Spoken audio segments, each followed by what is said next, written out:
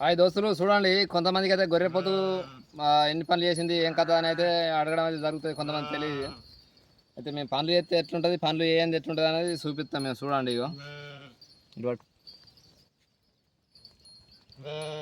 ఇక చూడండి, ఇక ఈ పండ్లునే చూడు. ఇక ఈ 2 పండ్లు ఈ కడలు ఇప్పుడు వస్తున్నాయి. ఇక ఈ రకం పెద్దగా ఉంటాయి. ఇక చెయ్యని పండ్లు ఏ రకం ఉంటాయి అంటే ఇక చిన్న ఇక ఈ కడకునే మెసులుతుంది. ఈ కడ ఉన్నాయి చూడండి, సన్నం ఉంటాయి. చేయకపోతే చేస్తే ఈ రకం ఇక ఇట్లా పెద్దగా అనేది రావడం అయితే జరుగుతుంది పండ్లు. ఇప్పుడు ఈ దుడ్డు అయితే మాది 4 వందలు అయితే చేయడం జరిగింది. చూడొచ్చు మీరు, ఫస్ట్ టైం కనబడుతుంది.